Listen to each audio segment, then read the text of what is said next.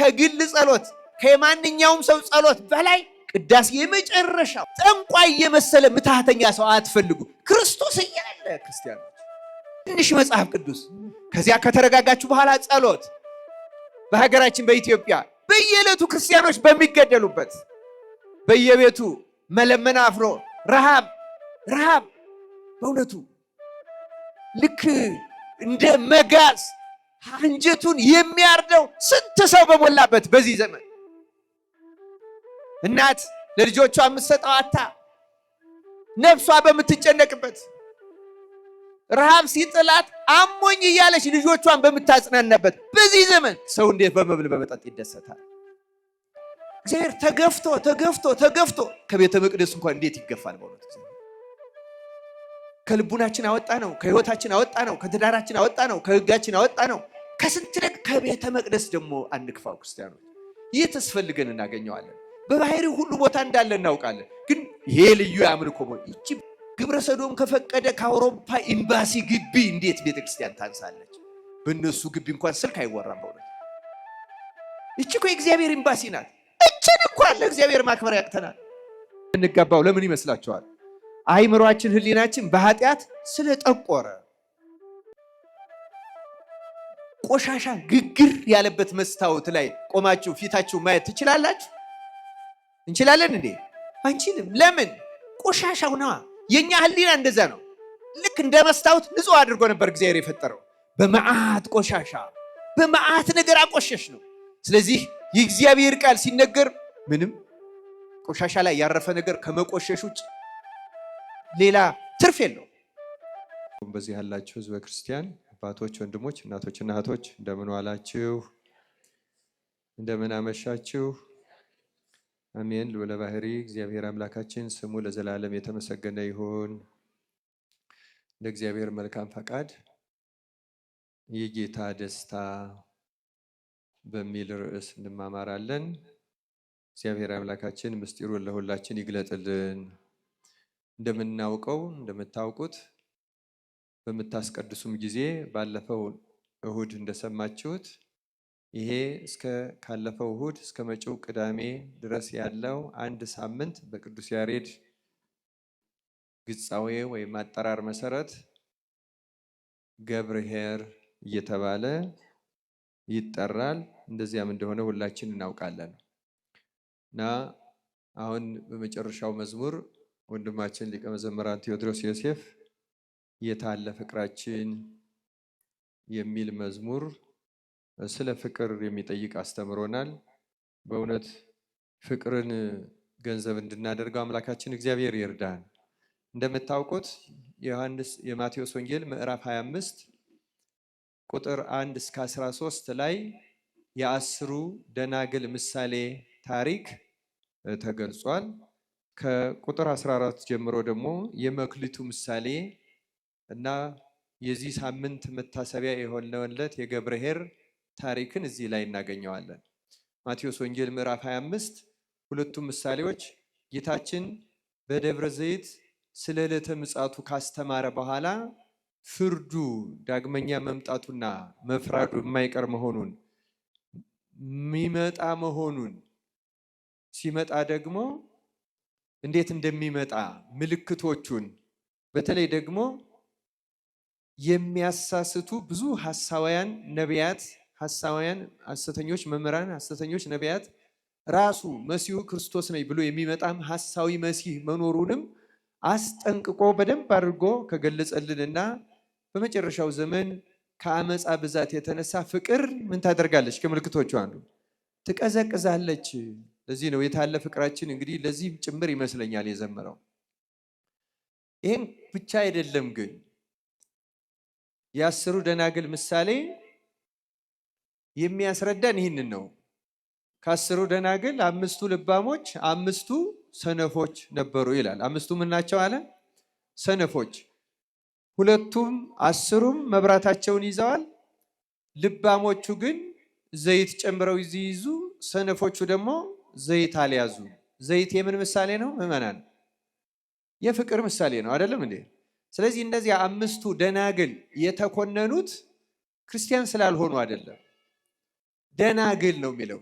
ዝሙትን አያውቁትም። በነገራችን ላይ በመጽሐፍ ቃል ድንግል መባል በጣም በጣም ከባድ ቃል። ክርስቲያኖች ይህንን በቅዱስ ባስልዮስ አነጋገር ብናየው ሊያስደነግጠን ይችላል።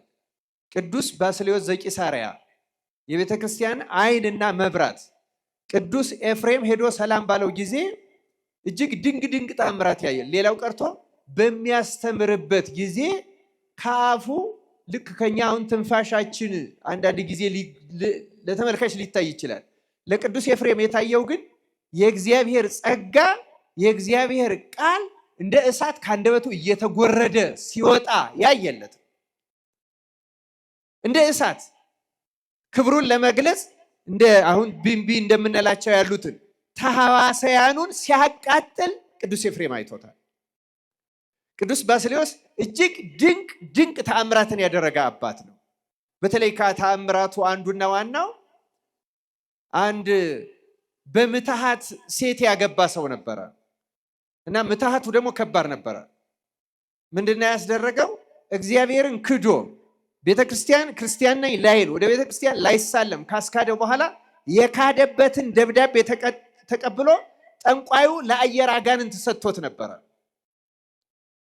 ቅዱስ ባስልዮስ ግን ታሪኩን አሳጥሮ ለመናገር ክብሩን ለመናገር አስቀድሜ ነው።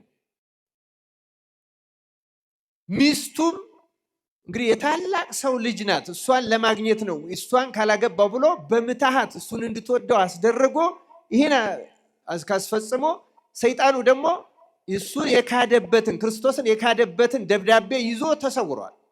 ከረጅም ዘመን በኋላ ወደ ልቧ ስትመለስ ቤተክርስቲያን ሄዳ አለማወቋን እና ለምን እንደማትሄድ ስትነግረው ስትዘበዝበው ስታስቸግረው መጨረሻ ላይ ነገራት። ከዚያ በኋላ ወደ ቅዱስ ባስልዮስ ይዛው ሄደች። ቅዱስ ባስልዮስ ነገሩን ከሰማ በኋላ ልትድን ትወዳለህ ያለው፣ አሁን እወዳለሁ። እንግዲያው ልትድን ከወደድክ እኔ የምልህን ብቻ አድርግ አለው። እሺ አለ። አንድ ቤት ወሰደና ልክ እንደዚህ ቤተክርስቲያን ግቢ ውስጥ እንደ መቃብር ቤት አንድ ክፍል ውስጥ ዘጋበት።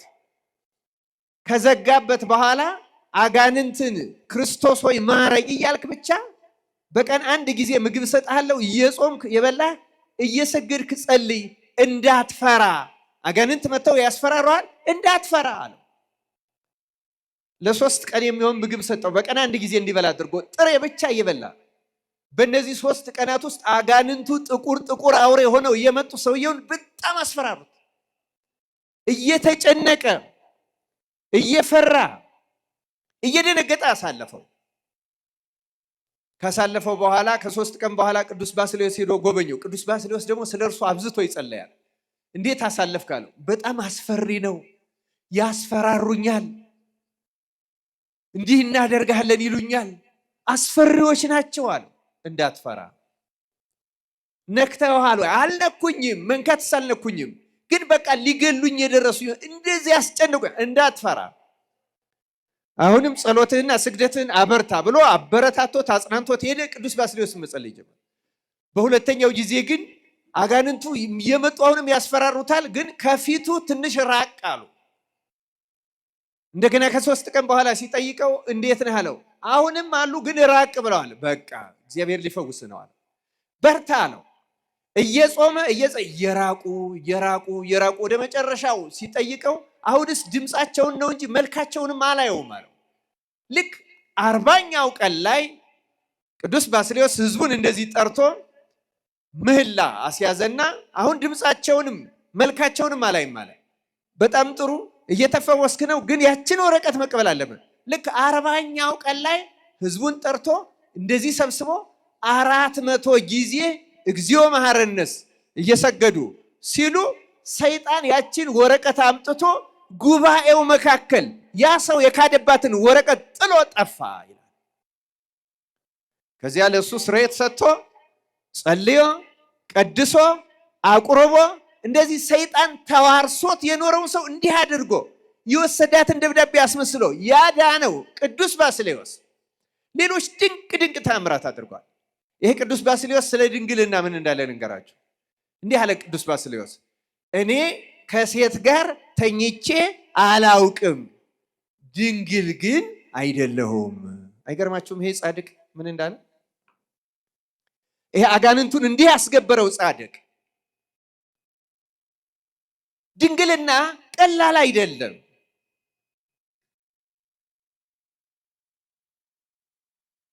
አንድ ብልት መጠበቅ ብቻ አይደለም፣ እጅግ ከዚህ ያለፈ ነው። ቅዱስ ዮሐንስ አፈወርቅ ራሱ ኦሪት ዘፍጥረት ምዕራፍ 24ን ሲተረጉም ስለ ርብቃ እንዲህ ብሎ ተጽፏል። ልጃገረዲቱም ወይም ርብቃም ወንድ የማታውቅ ድንግልም ነበረች ይላል። ወንድ የማታውቅና ድንግል ለምን ሁለቱን ተጠቀመ ይላል። ወንድ የማታውቅ የስጋዋን ንጽህና፣ ድንግል ማለት ህሊናዋ ያልባከነ፣ ይሄ ባሌ ቢሆን ያላለች ከዚህ ጋር ብተኛ ብላ ያልተመኘች ስለነበረች መጽሐፍ ወንድ የማታውቅ ድንግልም ያለው ደጋግሞ መናገር አይደለም። ሩካቤ አለመፈጸምና ድንግል መሆን ሁለቱ የተለያዩ ስለሆኑ ነው ይላል። ክርስቲያኖች አስተውሉ። ድንግልና ሰውነትን ከማጎስቆል ይበልጣል። ይልቁንም ህሊናን ማስተካከል ይሻል። ለምሳሌ ንስሐ ዘማዊውን ድንግል ታደርጋለች እንላለን። እንዴት አድርጋ ነው ድንግል የምታደርገው ካል የስጋ ድንግልና ይመለስለታል ማለት አይደለም። ግን እውነተኛ ንስሐ ገብቶ እውነተኛ እንባ አንብቶ ጸጋው ከተመለሰለት ያ ንስሐ የገባ ሰው አንድ ሕፃን ልጅ ሩካቤ ስጋ ምን እንደሆነ አይምሮ እንደማያውቀው ከንስሐው የተነሳ ምን እንዳደረገ ድርጊት ኃጢአቱን ይረሳዋል ሳይሆን ሩካቤ ምን እንደሆነ እስካለማወቅ ድረስ ህሊናው ንጹህ ይሆንለታል ማለት ነው። ክርስቲያኖች እንደዚህ አይነት ንስሐ እግዚአብሔር በቸርነቱ ለሁላችን ያደለን። ስለዚህ ድንግልና የህሊና ነው፣ የነፍስ ነው፣ የውስጥ ነው። ስለዚህ ተመልከቱ፣ ከ10 ደናግል 5ቱ ሰነፎች ማለት ተመልከቱ የህሊና ድንግልና ኖሯቸው፣ ተመልከቱ የህሊና ድንግልና ማለት እጅግ ታላቅ ንጽህና ነበራቸው። ንጽህና ኖሯቸው ተኮነኑ ማለት ያሳዝናል በእውነት። ምን አስኮነናቸው ካል ፍቅር ማጣት፣ ዘይት አለመያዝ። አይገርማችሁም? ይህን ረጅም ታሪክ ያስተረከኝ ክርስቲያኖች ደናግሉ ተኮነኑ። ወንጌል የሚነግረን ያ ነው። የገብርኄርም ታሪክ የሚነግረን ይህን ነው። ገብረ ሐካይ የተኮነነው ሰው እኮ የተኮነነው አውጡት፣ በውጭ ወዳለው ጨለማ ጥርስ ማፈጨት ወዳለበት ጣሉት የተባለው ዝሙት ፈጽሞ ተገኝቶ አይደለም፣ ሰርቆ ተገኝቶ አይደለም፣ ሐሰት ተናግሮ ወይም ገድሎ ወይም የመሰለው ተናግሮ አይደለም። ክርስቲያኖች አንድ ነገር ተገኝቶበት ነው። ያም ስንፍና ነው። ምን ተገኝቶበት አልኳችሁ? ስንፍናው። ስንፍና ከ8ቱ ገዳይ ዋና ኃጢአቶች ቅዱስ ወግሪስ እንደሚለው አንዱና ዋናው ስንፍና ነው። እግዚአብሔር የነፍስንም የስጋንም ስንፍና ነቅሎ ይጣልልን። የተወደዳችሁ የእግዚአብሔር ቤተሰቦች የዛሬ ርዕሳችን የጌታ ደስታ። የማን ደስታ? ይሄ ለታማኙ አገልጋይ የተነገረው ቃል ነው። 5 እና 2 መክሊት የተቀበሉት ባለ 5ቱም 5 አትርፎ ባለ 2ቱም 2 አትርፎ ለጌታቸው ባስረከቡ ጊዜ ጌታ እንዲህ የሚል ቃል ተናገረ። መልካም አንተ በጎ ታማኝ ባሪያ። ስሙ ራሱ ይሄ ነው። መልካም፣ ታማኝ፣ በጎ። በእነዚህ ቃላት የምንጠራበት ወይም ለመጠራት የሚያበቃ ምግባር አምላካችን በቸርነቱ ያደለን። መልካም፣ በጎ፣ ታማኝ፣ እነዚህ ራሱ ሽልማት ናቸው። በአፈ እግዚእነ ኢየሱስ ክርስቶስ ታማኝ መባል። ቀጥሎ እንዲህ አለው፣ በጥቂቱ ታምነሃል፣ በብዙ ምን አደርግሃለሁ? ሾመሃለሁ። 5 መክሊት የተባሉ 5 ሕዋሳት ሰጠውህ። ዓይንን ለማየት፣ ጆሮን ለመስማት፣ አፍን ምላስን ለመቅመስ፣ አፍንጫን ለማሽተት፣ እጅን ለመዳሰስ። በእነዚህ በ5ቱ አንተ ኃጢአት አልሰበሰብክባቸው፣ ጽድቅ ሰበሰብክባቸው። ስለዚህ በውጭ ብልቶችህ ስለታመንክ የውስጡን ብልት 5 እከፍትልሃለሁ፣ አትርፈሃልና በዚህ በብዙ ሾመሃለሁ። ተመልከቱ፣ በአይነ ስጋ ከማየት በአይነ ነፍስ ወደ ማየት፣ መላእክትን ወደ ማየት፣ የተሰወሩ ቅዱሳንን ወደ ማየት፣ ጽድቅንና ኃጢአትን በሰዎች ላይ ወደ መለየት፣ ረቂቅ ነገር ወደ መለየት በብዙ በረቂቅና በሰማያዊ ሀብት ላይ ሾመሃለሁ። ጆሮህን ተራ ነገር ከመስማት ሐሜት፣ ስድብ፣ ስልቂያ፣ ከንቱ ነገር ከንቱ ይተናገሩ አሐዱ ምስለ ካልቡ እንደተባለው በዳዊት አንዱ ከአንዱ የሚያወሩ የስልቂያ የዋዛ የፈዛ ይህን ከመስማት ጠብቀህ ወንጌልን ለመስማት ስለዋልከው እውነትን ለመስማት ስለዋልከው አሁን ደግሞ በብዙ ሾማለሁ፣ የመላእክትን ምስጋና ወደ መስማት አደርሳለሁ። ሰማያዊ ኃይላት የሚናገሩት የተሰወሩ ቅዱሳን ወደዛ ሾማለሁ አለና ወደ ጌታ ደስታ ግባ አለ። ወደ ማን ደስታ? የጌታ ደስታ። ክርስቲያኖች በዚህ ዓለም ሰው ዝሙት የሚፈጽመው ምን ሊያደርግ ነው? ሊደሰት። ሰካራሙ የሚጠጣው ምን ሊያደርግ ነው? ሊደሰት። ዘፋኙ የሚዘፍነው ምን ሊያደርግ ነው? ሊደሰት። ሌላውም ሌላ ነገር የሚያደርገው ምንድን ነው? ሊደሰት። ዓለም የሚባዝነው ደስታ ፈልጎ ነው። ግን የዚህ ዓለም ደስታ እውነተኛው ደስታ አይደለም። ደስታው ሳያልቅ ሐዘኑ ይጨምራል። ክርስቲያኖች ደስታው ሳያልቅ መጠጡ ሳይጨርሰው ሐዘኑ ይጀምራል። የዚህን ዓለም ድሪያውን ኃጢአቱን ሳይጨርሰው ሐዘኑ ጸጸቱ አለ እኮ። እግዚአብሔር የተከለው መሳሪያ እዚህ ህሊናም ይባላል አለ። ወዲያው ነው ሐዘኑ የሚተካው። ክርስቲያኖች የዚህ ዓለም ደስታ ሳያልቅ ሳይፈጸም ሐዘኑ ይቀጥላል። ክርስቲያኖች ታዲያ እኛ እግዚአብሔር ያዘጋጅልን ደስታ ምን አይነት ነው? ክርስቲያኖች ጌታ እኮ ሕግን ጠብቁ ሕዋሳቶቻችሁን ጠብቁ ያለው እንዲሁ አይደለም። እጅግ ብዙ ነገር ሊሰጠን ነው፣ ሊጠቅመን ነው። እግዚአብሔርማ ምን ይጠቅመዋል? የኔ ድንግል መሆን ለእግዚአብሔር ምን ያደርግለታል? የኔ ሐሜት መጥላት፣ የኔ ርኩሰት መጥላት፣ የኔ አለመግደል፣ የኔ አለመስረቅ፣ የኔ ከኃጢአት መጠበቅ ለእግዚአብሔር ምን ይረባዋል? እንኳን የኛ የመላእክትም አይረባው። የእግዚአብሔር ቅድስና ለመላእክት ምግብ ይሆናቸዋል እንጂ ጸጋ ይሆናቸዋል እንጂ ክብር ይሆናላቸዋል እንጂ የመላእክት ምስጋና እንኳን ለእግዚአብሔር ምኑ ነው? ምንም። በባህሪው ምስጉን፣ በባህሪው ቅዱስ፣ በባህሪው ንጹህ፣ በባህሪው ክቡር፣ በባህሪው ልዩ ከማንም ምንም አይፈልግም። የሚፈልገው ግን የኛን መክበር፣ የኛን መንጻት፣ የኛን መቀደስ፣ የኛን ምስጢር መጥገብ። ክርስቲያኖች መድኃኔ ዓለም ትእዛዙን የሰጠን ወንጌሉን ያጻፈልን በዚህ ምድር ተመላልሶ ያስተማረው እንዲሁ ዝም ብሎ አይደለም። ክርስቲያኖች አለ ልዩ ደስታ ለእውነተኛ አማኞች የሚሰጥ በምድር ላይ ልዩ ደስታ አለ። ያ ደስታ የማን ደስታ ይባላል? የጌታ ደስታ። ተመልከት፣ ጌታ ያለው ወደ ደስታ አስገባሃለሁ አይደለም ያለው፣ ወደ ጌታ ደስታ ለይቶ። ወደ ማን ደስታ? ወደ ያ የጌታ ደስታ ምንድን ነው? ክርስቲያን ከዚያ በፊት እስኪ ሌሎቹን ደስታዎች በመጽሐፍ እናያቸው።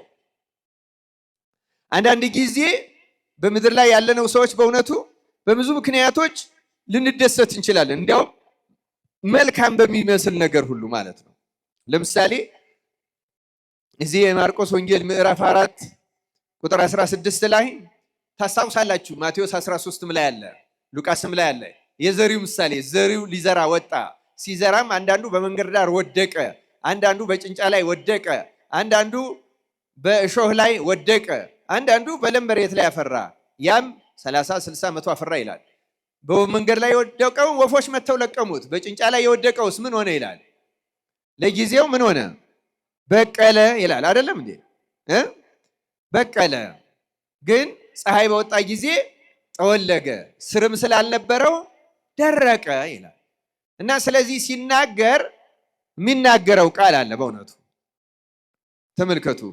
እንዲሁም ይላል ጌታ ሲተረጉምላቸው ለሐዋርያቱ በጭንጫ ላይ የተዘሩት እነዚህ ናቸው፣ ቃሉን ሰምተው ወዲያው በደስታ ይቀበሉታል። በምን ይቀበሉታል? አንዳንድ ጊዜ እንደዚህ ቁጭ ብለን ስንማር፣ ስናስቀድስ፣ ስንዘምርም በደስታ ቃሉን ልንቀበል በደስታ ልንዘምር በደስታ ልናስቀድስ እንችላለን። አቤት የዛሬ ዝማሬ እንዴት ደስ ይላል ልንል እንችላለን። ግን ያ ደስታ ጌታ የሚወደው ደስታ አይደለም። የሚገርማችሁ ይኸው በቃለ እግዚአብሔር እንኳን መደሰት ማለት ነው። ቃለ እግዚአብሔርን ደስ ተሰኝቶ መስማት እንኳን እግዚአብሔር የሚወደው ደስታ አይደለም። ለምን ካል ለጊዜው ወዲያው በደስታ ይቀበሉታል አለ። ለጊዜው ነው እንጂ በእነርሱ ስር የላቸውም። ኋላም በቃሉ ምክንያት መከራ ወይም ስደት በሆነ ጊዜ ወዲያው ይሰነካከላሉ። ከመሰነካከል እግዚአብሔር በቸርነቱ ይጠብቀን። ስሜታውያን፣ ይሄ ደስታ የስሜት ደስታ ይባላል። በስሜት እንደሰታለን፣ በስሜት ቤተክርስቲያን እንላለን፣ በስሜት ንግሱ እንላለን። ግን ወዲያው አንድ ካህን እንኳን አንድ መነኩሴ እንዲያደረገ ሲባል ደግሞ ውይ የዚህን ዘመን ካህን ያሳየኝ፣ ወዲያው ነው የምንሰናከለው። አይደለም የሶስተኛ አራተኛው ክፍለ ዘመን ሰማዕታት የገጠማቸው መከራ ቀርቦ በትንሽ ወሬ በትንሽ ነገር ነው የምንሰነካከለው።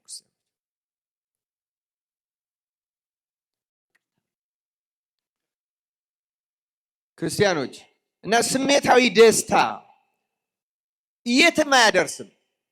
ተውት የእኛን የምእመናኑን። ጌታ በወንጌል ሌላ የሚያስገርም ነገር ተናግሯል።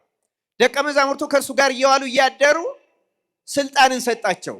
ምን እንዲያደርጉ? አጋንንትን እንዲያወጡ ሄዱ። ህዝቡን አስተማሩ። አጋንንትንም አውጥተው መጡና ደስ እያላቸው ጌታ ሆይ አጋንንት በስምህ ተገዙልን አሉት። ይህን ሲሉት ጌታ እንዲህ አላቸው፣ ነገር ግን መናፍስት ስለተገዙላችሁ በዚህ ደስ አይበላችሁ፣ ስማችሁ በሰማያት ስለተጻፈ ግን ደስ ይበላችሁ አላቸው ይላል። ስለ ቃሉ እግዚአብሔር ስሙ የተመሰገነ ይሁን። ይህን ሉቃስ 10:20 አጋንንት እንኳን እስከ ማውጣት ታምራት እስከ ማድረግ ብንደርስና በዚያ ብንደሰት ያን ደስታ እግዚአብሔር አይቀበለውም። አለመቀበል ብቻ አይደለም ጠቃሚም አይደለም። ይሁዳም አጋንንትን ካወጡት መካከል ነበረ፣ ግን አልጸናም። እነዚህ በሙሉ ጊዜያዊ ደስታ። አጋንንትን ማውጣት የሚሰጠው ደስታ እንኳን በእግዚአብሔር ፊት ድንቅ ነገር አይደለም። ክርስቲያኑ ታውቃላችሁ፣ ወደፊት ሐሳዊ መሲህ እኮ ራሱ ሲመጣ እጅግ ድንቅ ነገር ያደርጋል። አንድ ክርስቲያን እውነተኛ አማኝ በተአምራት አይደሰትም። ተአምራትን የማየት አይን ካለው በራሱ ሰውነት በየዕለቱ እግዚአብሔር ተአምራት ያደርጋል። በየዕለቱ ክርስቲያኖች እስኪ ልንገራችሁ፣ ከስጋውና ከደሙ መለወጥ በላይ ተአምራት አለ?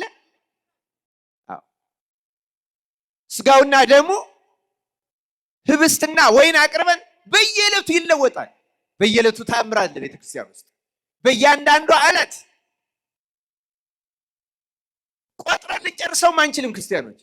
ስለዚህ በተአምራት ልንደሰት አይገባል። የሚያስደስተው እሱ እንዳለው ስማችሁ በየት ስለተጻፈ ተደሰቱ አለ፣ በሰማያት። ክርስቲያኖች ለሁላችን እግዚአብሔር በቸርነቱ ማስተዋልን ያደለን። አንዳንድ ጊዜ ደግሞ አንዳንድ ሰዎች በሀብታቸው፣ በህንፃቸው፣ በንብረታቸው፣ በመኪናቸውም ሊሆን ይችላል፣ በኑሯቸው ተመስገን ያለኝ ብለው ሊደሰቱ ይችላል። አንዳንድ ጊዜ እንዲያውም ሰፋ ያለ ሐሳብ ሁሉ ዲህ አሁን ሀብቴ በዝቷል ይላል።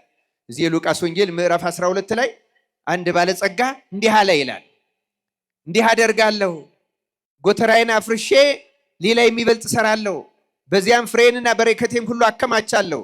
ነፍሴንም አንቺ ነፍሴ ለብዙ ዘመን የሚቀር ብዙ በረከት አለሽ፣ እረፊ፣ ብይ፣ ጠጭ፣ ደስ ይበልሽ ይላታለሁ አለ ይላል። አንዳንዱ ሰው በመብል ደስ መሰኘት ይፈልጋል። ያማረጠ እየበላ የሚጾም እንኳ ሆኖ ከጾም ጥንቅቅ አድርጎ ከፍስክ የተሻለ ምግብ በመብላት የሚደሰት የሚረካ ሰው አለ።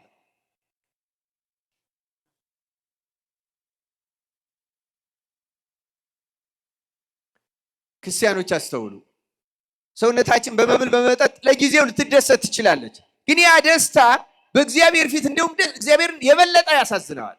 እንዲህ ይላል ቃሉ ካነበብኩላችሁ በኋላ ቁጥር 20 ላይ እግዚአብሔር ግን አለ ይላል በመብል በመጠጥ የሚደሰተው አንተ ሰነፍ፣ በዚህች ሌሊት ነፍስህን ከአንተ ሊወስዷት ይፈልጓታል፣ ይህስ የተሰበሰብከው ለማን ይሆናል አለው ይላል። ስለ ቃሉ የእግዚአብሔር ስሙ የተመሰገነ ይሁን። ስለሰበሰብነው መደሰት የለብንም፣ ስላጠራቀም ነው። ክርስቲያኖች ስለ መብል፣ ስለ መጠጥ፣ በልብስ በጌጥ መደሰት የለብንም። ክርስቲያኖች በተለይ በዚህ ዘመን ዓለም ጭንቅ ላይ ባለበት፣ ክርስቲያኖች በዓለም ላይ ጭንቅ ላይ ባሉበት፣ በሀገራችን በኢትዮጵያ በየዕለቱ ክርስቲያኖች በሚገደሉበት፣ በየቤቱ መለመን አፍሮ ረሃብ በእውነቱ ልክ እንደ መጋዝ አንጀቱን የሚያርደው ስንት ሰው በሞላበት በዚህ ዘመን እናት ለልጆቿ የምትሰጠው አታ ነፍሷ በምትጨነቅበት ረሃብ ሲጥላት አሞኝ እያለች ልጆቿን በምታጽናናበት በዚህ ዘመን ሰው እንዴት በመብል በመጠጥ ይደሰታል? አንተ ሰነፍ ይለዋል በመብል በመጠጥ የሚደሰተው። ይህ ደስታ ጊዜያዊ ነው። ከእግዚአብሔር ዘንድ ሰነፍ ፍርድ የሚያሰጥ ጊዜያዊ ደስታ ነው ይላል በመጽሐፋችን። ነዌም ተቀማጥሎ ነበረ፣ ተደስቶም ነበረ። ከደስታው ብዛት የተነሳ በሰፈሩ ያለ አንድ ምስኪን ሲያየው ለዓይኑ እንደ ቆሻሻ ሁሉ ነገር እያስደስተው ያ ምስኪን ስላየ ብቻ ያዝናል። ዛሬ አሁን ድሆችም ማየት የሚያስጠላቸው አለን። አንዳንዶች በመኪናም ስንሄድ መኪና ላይ መጥተው ተለምነው መኪና ላይ ተንጠልጥለው የሚለምኑ ሁሉ የሚያማርሩ ሰዎች ልንኖር እንችላለን። እንደዚህ አይነት ልቡና ያለው ሰው ካለ እግዚአብሔር ማስተዋሉ ላይ ያደለን። አንድ ክርስቲያኖች በእውነቱ አንሰቀቅ። በዚህ እንደ ሄሮድስም በዘፈን የሚደሰት ይኖራል። ሄሮድስ በደስታ ምክንያት ነው ዮሐንስ መጥምቅን አንገት ያስቆረጠው።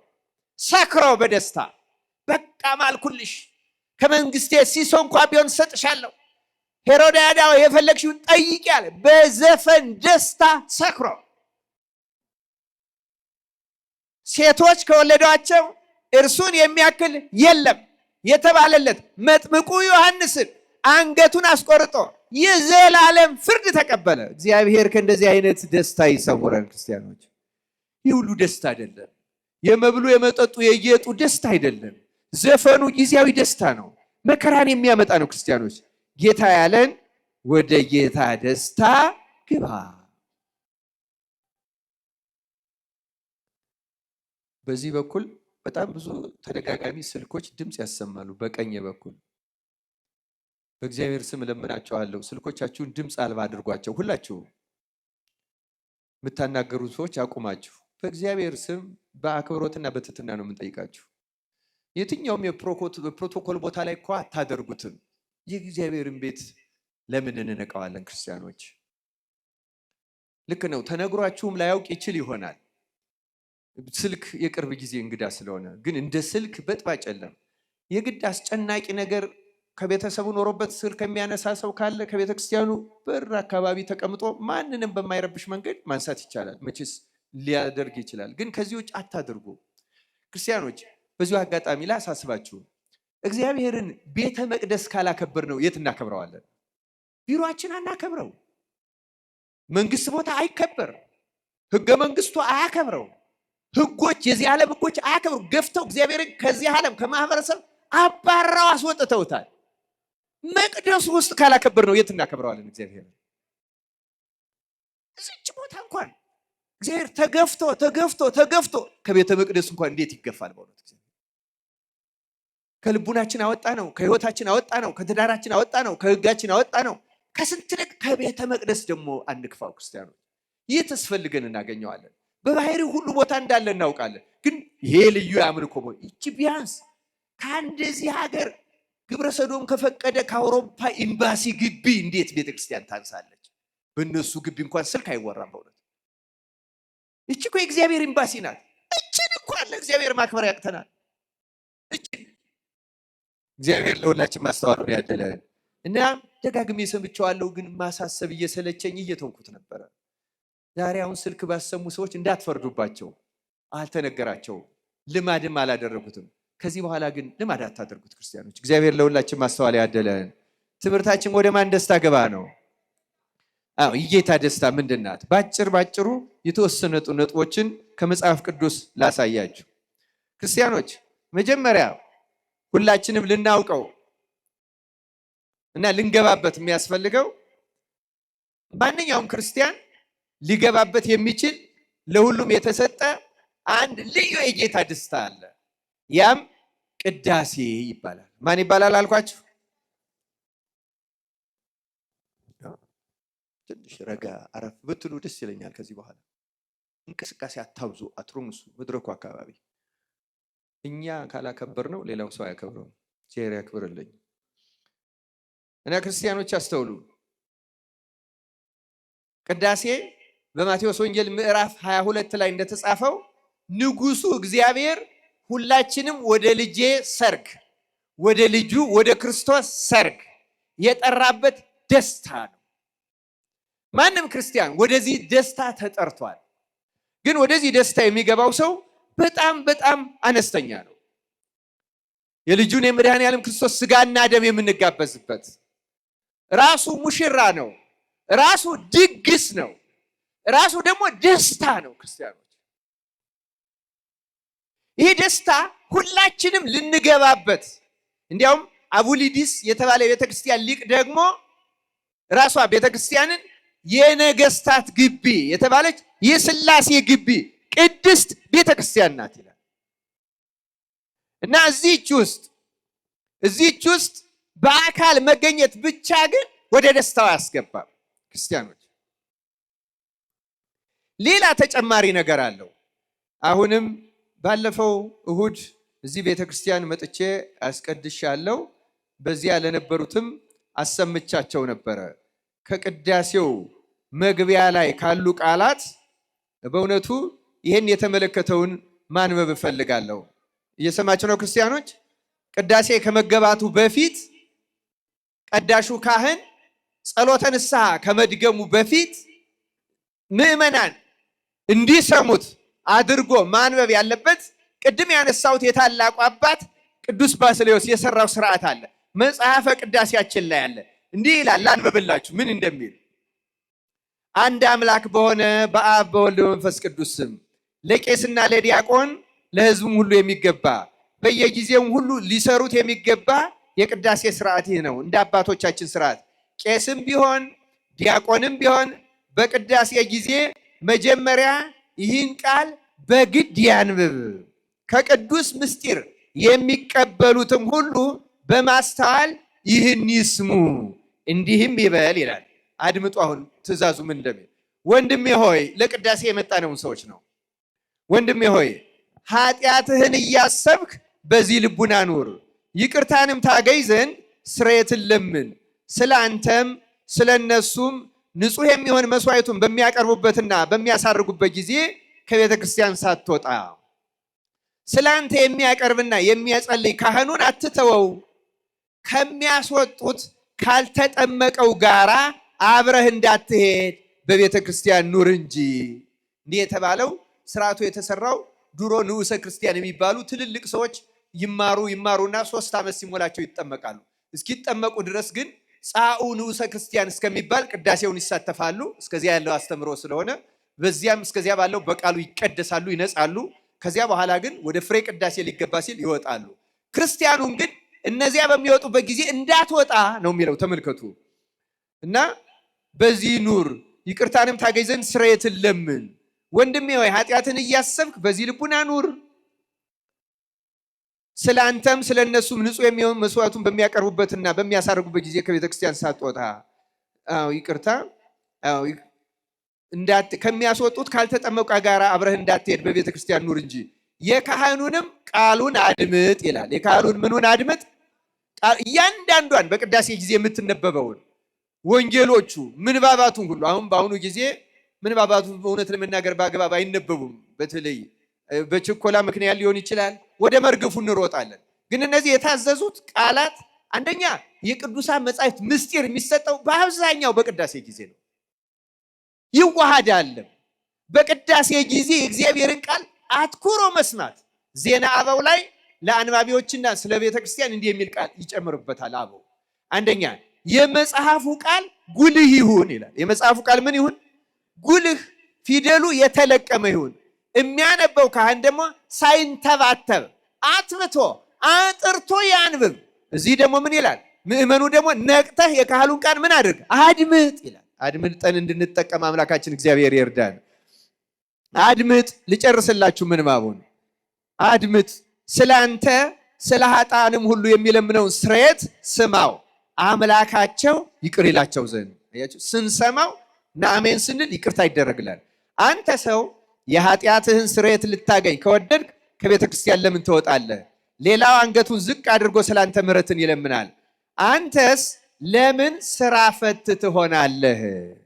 በዚህ ጊዜ በልቡናህ ከአንዱ አገር ወደ አንዱ አገር ትመላለሳለህ። መርዓዊ ሰማያዊ በሚሆን በክርስቶስ ማኅተም የታተምክ ስትሆን፣ ነገር ግን ቤተ ክርስቲያን ወደ ውጭ ታወጣሃለች።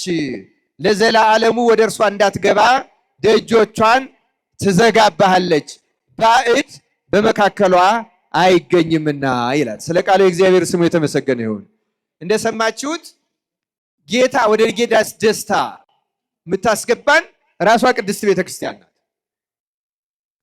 በቅዳሴው ጊዜ ለምን ስራ ፈት ሆነ ትቆማለህ ይልና ልቡናህን ከአንዱ ሀገር ወደ አንዱ ሀገር ለምን ልብህን ታባክነዋለህ? አንዴ ቤትህ ትገባለህ፣ አንዴ ስራ ቦታ ልትገባ ትችላለህ፣ አንዴ ሌላ። ልብህ እንዲህ ከሆነ ነው የሚለው። ልብህን የምታባክን ከሆነ ቤተ ክርስቲያን ቆመህ እንኳን እየቀደስክም ብትሆን ልቡና ከእግዚአብሔር ከተለየ ቅድስት ቤተ ክርስቲያን ደጆቿን ትዘጋባሃለች። ሁሌ የሚሰለች ይሆናል፣ ይደክመሃል፣ ትቅመደመዳለህ። ምክንያቱስ ቤተ ክርስቲያን ወደ ውጭ አውጥታ ጥላህ። ይኸው ተመልከቱ። ከቅጽሩ ከይቅርታ ጋር ግን ማይጠንት እንደው አባቶች በዝማሬ ጊዜ ማይጠንትና ዝማሬ እንደው ከይቅርታ ጋር በጣም ማይጠንት ከዝማሬ ጋር ነው መጽሐፉም የሚለው ስርዓቱ። ክርስቲያኖች አድምጡ፣ አስተውሉ። እግዚአብሔር ማስተዋላችን አይንጠቀን በእውነቱ እና አስተውሉ። ቤተ ክርስቲያን ደጇን ትዘጋለች እና ከጌታ ደስታ ውጭ እንቀራለን። አስተውሎ የሚቀድሰውን ግን መንፈስ ቅዱስ ያስገባዋል። ወደ ምን ያስገባዋል? ወደ ጌታ ደስታ ያስገባዋል። ምስጢሩን ይሰማል፣ ስርየትን ይለምናል፣ ያገኛል። እግዚአብሔር መንፈስ ቅዱስ ወደማይነገር የልብ ደስታ ውስጥ ያስገባዋል። ስጋውን ደግሞ ቢቀበል ይዋሃደዋል፣ ይለውጠዋል፣ ያከብረዋል፣ ያነጻዋል። እንዲሁ በልማድ አይደለም መቀበል ያለብን ክርስቲያኖች። መጀመሪያ ህሊናን ልቡናን ማስተካከል መግራት አስፈላጊ ነው። እግዚአብሔር አምላክ ለሁላችን ማስተዋሉን ያደለን። ክርስቲያኖች እውነተኛ ደስታ ያለው ቅዳሴ ውስጥ ነው። ክርስቲያኖች የቅዳሴን ጣዕሙን የለመዱት ገስግሰው ሲሆን ኪዳን ሳይደረስ ካልሆነ ደግሞ ቅዳሴ ከመገባቱ በፊት በተመስጦ ሆኖ ነቅቶ ተግቶ እያንዳንዷ ቃል የምታነጻ ናታ። ከዚያ ነፍሳችን እያነጻ ይሄ የለመደብንና አልሸነፍልን ያለው መንፈስ ሁሉ በራሱ በክርስቶስ ኃይል እንዲህ አይነት ምክንያቱም ከግል ጸሎት ከማንኛውም ሰው ጸሎት በላይ ቅዳሴ የመጨረሻው ክርስቲያኖች። ለምሳሌ ቅዳሴ ከተቀደሰ በኋላ በተቀደሰበት ቤተ መቅደስ ላይ አንድ ካህን ወዲያው ነፍስ ልጆቹን ሰብስቦ አንድ አቡነ ዘበሰማያት እንኳን ቢሰጥ ከስልጣኑ ይሻር። ምክንያቱም ቅዳሴ ክርስቶስ የተሰየመበት ነው። ከቅዳሴ በኋላ ሌላ ቦታ ይችላል፣ ራቅ አድርጎ ይችላል። እዚህ ጋር ግን አይቻልም። ምክንያቱም ሊቀ ካህናት ኢየሱስ ክርስቶስ የተሰየመበት ራሱ ሙሽራ የሆነበት ራሱ መብል መጠጥ ድግስ የሆነበት መላእክት ተገኝተን ሰራዊተ መላእክት ይሁ ለመድኃኔዓለም ይቀውሙ ቅድሜሁ ለመድኃኔዓለም ያለ እናመሰግንበት። ሰላም ለኪ እመቤታችን ሙሉ ቅዱሳን የሚገኝበት አማናዊቷ ቤተክርስቲያን ሙሉ ሆና የምትገኝበት እጅግ ልዩ የደስታ ቅጽበት ማለት ቅዳሴ ነው። ክርስቲያኖች እውነተኛው ለዚያ ነው ሰዓታት ማህሌት ማንኛውም ጸሎት ከቅዳሴ በፊት ነው እንጂ በኋላ የለም ኖሮም አያውቅም። ምክንያቱም ቅዳሴ ማህተም ነው፣ የመጨረሻው ነው እና ለሚያውቁ ደግሞ እዚህ ፍጹም ደስታ ውስጥ ይገባሉ። ባለፈው ላስቀደሱት ነግሬያቸዋለሁ። ግብጾች ምን ያደርጋሉ? የድሮ ቅዱሳንን ተአምር ብቻ ሳይሆን አሁን የሚደረግላቸውን ተአምራትም ይመዘግባሉ። አሜሪካ ውስጥ አንዲት በጣም ቅዳሴ የምትወድ የሁለት ሰዎች ነው በእርግጥ ያነበብኩት። ቅዳሴን የጌታ ደስታ መሆኑን አምነው የሚያስቀድሱ የሁለት ግብፃዊ ክርስቲያኖች የምዕመናንን ገድል ጽፈውታል። የሴቲቱ ምንድነው? ትልቅ እናት ናቸው።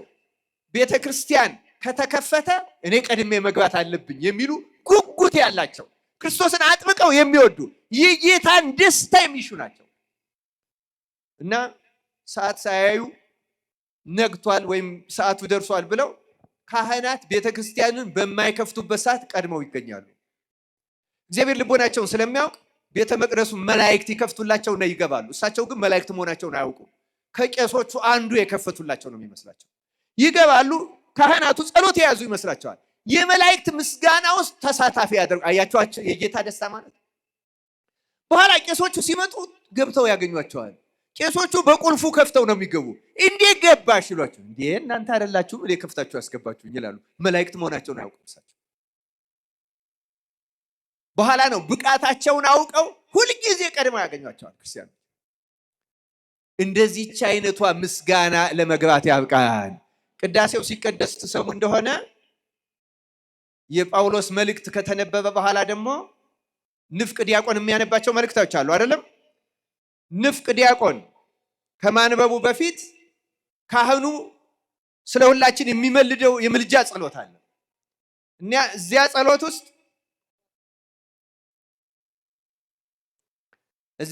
ውስጥ እንዲህ የሚል ቃል አለ። ወደ ልዩ የምስጋና አዳራሽ እንድንገባ አድለን። ወደ ምን እንድንገባ አድለን? ወደ ልዩ የምስጋና። ያቺ የምስጋና አዳራሽ ሥላሴ ወይም መንፈስ ቅዱስ ብቻ የሚከፍቷት ለበቃ ለታደለ ሰው እዚሁ ቤተ መቅደስ ቆሞ የሚገባባት ናት ክርስቲያኖች። ወደዚያች እንድንገባ ያደለን ያቺ ናት የጌታ ደስታ ክርስቲያኖች። ሁለተኛው ደግሞ ግብፃዊ እንዲሁ ቅዳሴን በጣም የሚወድ ስጋውን ደሙን የሚቀበል ንቃት ትጋት ያለው እና በጣም ትጋቱን አየና ሰይጣን ሊፈትነው ፈለገ። እግዚአብሔርን ፈቀደለት። አመጣና የአከርካሪ የጀርባ የአከርካሪ አጥንት ካንሰር ሰጠውና ሽባ ሆኖ በዊልቸር የሚሄድ ሆነ ይላል። በኋላ ያለቅሳል። ከሁሉ የሚያስለቅሰው ቆሞ ማስቀደስ ሳልችል ቀረው ብሎ እንዴት በዊልቸር ተቀምጬ አስቀድሳለሁ እያለ ያለቅሳል። ከዚያ በኋላ በዊልቸር መውሰድ ቤተሰቦቹ ሰለቹ። ሲሰለቹ አንድ ቀን ግን ቁርባኑ ናፈቀኝ፣ ቅዳሴው ናፈቀኝ፣ እባካችሁ ውሰዱኝ አለና ገስግሰው አመጡት። ልክ የቤተ መቅደሱን የመጀመሪያው በር ሲደርስ እንባውን እያዘራ ጌታ ሆይ በቤተ መቅደስህ ሽባ ሆኜ ቆሜ ማስቀደስ አቃተኝ እያለ ስቅ እያለ ሲገባ ቅዳሴ ሊቀድስ የተዘጋጀው ካህን የልቅሶውን ድምፅ ሰምቶ ዘወር ብሎ ሲያይ ያ የሚያውቀው ሄደና ምን ገጠመ ምን ሆነ ነው። ይኸው እንደ በኃጢአቴ ምክንያት ክርስቲያኖች እንደዚያ ነው የሚሉ። በኃጢአቴ ምክንያት እንዲህ ያለ ደዌ የገጠመኝ ቆሜ እኔ ካንሰር ነው መሞት አያሳዝነኝም፣ እስከምሞት ቆሜ ማስቀደስ አለመቻሌ ግን ያሳዝነኛል። እኛ እኮ ቆመን ማስቀደስ የሚያቅተን ማታ የበላነው ምግብ ከብዶን ነው አይደለም? ማታ እሁድ ሊያስቀድስ ሰው እስከ ምሽቱ 5 ሰዓት 6 ሰዓት የሚበላ የሚጠጣ ሰው አለ። ቅዳሜ 11 ሰዓት ብንበላው ብናቆምስ ቀለል ያለ ጧታ ይበላ የለም እንደርስበት የት ይደርሳል? ልክ እንዲህ ያለ እና ከዚያ በኋላ እንዲሆኛ ካህኑ አዘነና እንዳንተ ያለ ሰው እዚህ መምጣት የማይጠበቅበትም ቀኖናው ያዛል። ለበሽተኞች ቤታቸው ድረስ ሄደን እናቀርባለን። እቤት ሂድ ቅዳሴው ሳል እኔ መጥቻ አቆርባለሁ አለ። የካህን ትእዛዝ ሳይወላውሉ ስለሚያከብሩ ወጥቶ አሳፍረው ወስደው ቤቱ ደርሶ ከውልቸሩ አውርደው አልጋው ላይ ገደም ሲያረጉት እንቅልፍ ሸለብ አረገው።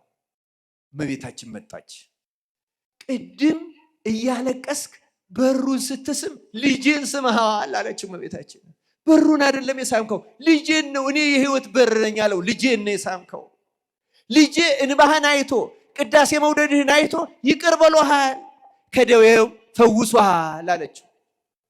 ነቅቶ ብድን ብሎ ከመልእክቱ ድምፅ የተነሳ ነቅቶ ብድግ ሲል ድኖ አገኘው። ከዚያ በኋላ ስበሉ ክርስቲያኖች ወዲያው ቅዳሴው ሳያልቅ ለመድረስ ተነስቶ ቤተ ክርስቲያን እየገሰገሰ ሲሄድ ቅዳሴው አልቆ ቄሱ እሱን ሊያቆርብ ስጋውና ደሙን ለሱ በሚሆን ይዞ ከበር ላይ ሲወጣ ይሄ እያለቀሰ የገባባት በር ላይ ተገናኙ ይላል ታሪካቸው። አስገብቶ አቆረበው፣ ድኖ ቀረ። ቅዳሴ እንደዚህ ያድናል ክርስቲያኖች። ቅዳሴ ሌላ ጠንቋይ የመሰለ ምትሃተኛ ሰው አትፈልጉ። ክርስቶስ እያለ ክርስቲያኖች ያጣን እኮ እምነት ነው። ያጣን እኮ ቃሉን መስማትና መታዘዝ ነው ክርስቲያኖች። ቅዳሴ ያድናል። ክርስቲያን ቅዳሴ ይፈውሳል። ቅዳሴ አማናዊው ደስታ ነው። ቅዳሴ ልዩ ነው። ክርስቲያኖች ውደዱት። ቅዳሴ ገስግሱ። ማታ በጊዜ ተኙ። በቴሌቪዥን አእምሯችሁን አነውልላችሁ አትተኙ። ቴሌቪዥኑን ዝጉትና ትንሽ መጽሐፍ ቅዱስ አንብቡ። ነፍሳችሁን አረጋጓት። አትሌቶች እንኳን ሩጠው ልክ ሲጨርሱ ቁጭ ይላሉ እንዴ? ምን ያደርጋሉ? ሰውነታቸውን ያበርዳሉ? አይበርዱም? ትንሽ እኮ አየር ይወሰዳል። እዚህ ቀን ስትባክኑ ከኋላችሁ አየር ውሰዱ እስኪ። ትንሽ መጽሐፍ ቅዱስ። ከዚያ ከተረጋጋችሁ በኋላ ጸሎት፣ ከጸሎት በኋላ መኝታ። ምግብ ሳታበዙ ጠዋት እሸት መስላችሁ ትነሳላችሁ። ካልሆነ ምግብ አድክሟችሁ ጨጓራችሁን አስጨንቃችሁት በእውነቱ የዛለ የፈዘዘ ሰውነት ይዛችሁ እያዛጋችሁ መቼ ያልቃል እያላችሁ እየተማረራችሁ የቅዳሴ ደስታ ሳይገባችሁ በዚህ ልቡናችሁ ደግሞ እንደገና ሐሳብ ስትወጡ ስትወርዱ ቤተክርስቲያን ደጆቿን ጥርቅም ታደርግ። መድኃኔዓለም ደጆን አይዝጋብን። የዚህ አይዘጋም። ስርዓቱንም ጥሰን እየገባን ነው። አሁን መንፈስ ቅዱስ ግን ይዘጋል። ክርስቲያኖች አማናዊ የጌታ ደስታ የተባለው ለአንድ ክርስቲያን ይሄ ነው። ክርስቲያኖች ወደዚህን ደስታ እንድንገባ አምላካችን እግዚአብሔር በቸርነቱ ያደለን። ሰዓቱ ገፋ ብሏል። ተወሰኑ ነጥቦችን ግን ትንሽ ማከል አለብኝ። ሁለተኛ የጌታ ደስታ የተባለው ቅዱሳት መጻሕፍትን እግዚአብሔር ሲገልጻቸው ምስጢራቸው ሲገባን የምናገኘው የነፍስ ደስታ አለ። ወደ ጌታ ደስታ ግባ ማለት ያ ነው። ስሜት አይደለም፣ ሞራል አይደለም፣ ከመንፈስ ቅዱስ የሚገኝ ደስታ። እንዲያውም አንዳንድ ጊዜ ታስታውሳላችሁ የሉቃስ ወንጌል ምዕራፍ 24 ላይ እንደተጻፈው ሉቃስና ቀለዮጳ ከኢየሩሳሌም ወደ ኤማሁስ ሲሄዱ ጌታ በመንገድ ላይ ተገኘና መጽሐፍትን ቃል ይተረጉምላቸው ነበር ይላል። ከዚያ ሲመሽ አብረህን ግባ አሉት። አብሯቸው ገባ። ማዕዳቸውን ባረከ። የተባረከውን ሲበሉ አወቁት ይላል። አይናቸው በራ። ከዚያ በኋላ እንዲህ አሉ ይላል፣ ለካስ የመጽሐፍትን ቃል ሲከፍትልን ልቡናችን ይቃጠል የነበረ ጌታ ስለነበረ ነው አሉ። በመጽሐፍት ቃል ልቡናችን የሚያቃጥል ደስታ እንሰማለን እኛ። መጽሐፍት ምስጢራቸው ሲገለጥ እግዚአብሔር እኮ ይገልጻል። ክርስቲያኖች እውነተኛ ደስታ የሚባለው መጽሐፍት። እንዲያውም አንድ የሁለተኛው ክፍለ ዘመን የቤተክርስቲያን አባት አንድ ሎጂክ ስትሪ የሚሉት በእንግሊዝኛ የጥንት የቤተክርስቲያን አባቶች ታሪክ የያዘ መጽሐፍ አለ። እዚያ መጽሐፍ ላይ አንድ አባት ጌታን እንዲህ ብሎ ጠየቀው ይላል፣ ጌታ ሆይ በመንግስት ሰማያት የሚጠብቀን ደስታ በምድር ላይ መጽሐፍ ቅዱስን ስናነብ ስንሰማ ከምናገኘው ደስታ ይበልጣልን ብሎ ጌታን ጠየቀው ይላል። ምን አይነት ደስታ አግኝቶ ነው መጽሐፍ ቅዱስ ሲያነብ? ክርስቲያኖች አያችሁ፣ እግዚአብሔር ለወደደው ሰው ምን እንደሚያደርግ። እግዚአብሔር ለወደደው ሰው ሲማርም ተነቦ የእግዚአብሔር ቃል ሲሰማም እቤቱ ሆኖ የመጽሐፍ ቅዱስን ነቅቶ ተግቶ እያወራ አይደለም መጽሐፍ ቅዱስ የሚነበበው። ክርስቲያኖች 1 ደቂቃ ይበቃቸዋል፣ ቢበዛ 5 ደቂቃ። አንዳንድ ቀን ግን በዝምታ አንብቡት። ማንን እየሰማችሁ? እግዚአብሔርን። ክርስቲያኖች እዚያችን ቅጽበት እግዚአብሔር ይናገር፣ እኛ እንስማው። እግዚአብሔርን በመፈለግ ብቻ ለሚሰሙት እግዚአብሔር በቅዱሳን መጻሕፍት በኩል ልዩ የጌታን ደስታ፣ ወደ ጌታ ደስታ ግባ።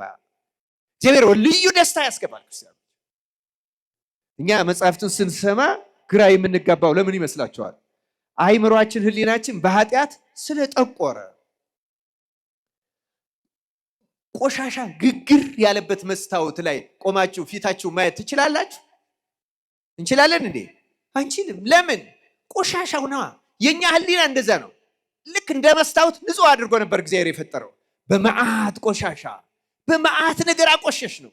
ስለዚህ የእግዚአብሔር ቃል ሲነገር ምንም ቆሻሻ ላይ ያረፈ ነገር ከመቆሸሽ ውጭ ሌላ ትርፍ የለው። እኛም በቆሸሻ አይምሯችን ስለምንሰማው አንዳንዴ አቃቂር እናወጣለን። አንዳንዴ እኛን የነካን ሲመስለን ሁሉ ምን ለማለት እንገፋዋለን። ተነሳሄ ልብ ያለው ብቻ ነው። ይሄ ስለኔ ነው፣ እግዚአብሔር እየገሰጸኝ ነው፣ ሊያድነኝ ነው፣ ይቅር ሊለኝ ነው መሰል፣ እኔን የተመለከተ ኃጢአቴን እንዳውቀው የሚያደርግ ተናገረኝ የሚል ትሁት ልብ ያለው ብቻ ነው። አምላካችን እግዚአብሔር ለሁላችን ማስተዋሉን ያደለን። የተወደዳችሁ የእግዚአብሔር ቤተሰቦች፣ አንደኛውና ፍጹሙ ደስታ በእግዚአብሔር ቃል የሚገኝ ደስታ ነው። የሐዋርያት ሥራ ምዕራፍ 13 ላይ እንዲህ የሚል ቃል ተጽፏል። ጳውሎስና በርናባስም ገልጠው የእግዚአብሔር ቃል አስቀድሞ ስለ እናንተ ይነገር ዘንድ ያስፈልጋል፣ ከገፋችሁትና የዘላለም ሕይወት እንዳይገባችሁ በራሳችሁ ከፈረዳችሁ ግን እነሆ ወደ አሕዛብ ዘወር እንላለን። እንዲሁ ጌታ እስከ ምድር ዳርቻ ድረስ ለማዳን ትሆን ዘንድ ለአሕዛብ ብርሃን አድርጌሃለሁ ብሎ አዞናልና አሉ። አሕዛብም ሰምተው ደስ አላቸው፣ የእግዚአብሔርንም ቃል አከበሩ። ለዘላለምም ሕይወትም የተዘጋጁ ሁሉ አመኑ። የጌታ ቃል በአገሩ ሁሉ ተስፋፋ ይላል። በእኛም ሀገር የጌታን ቃል ያስፋፋል።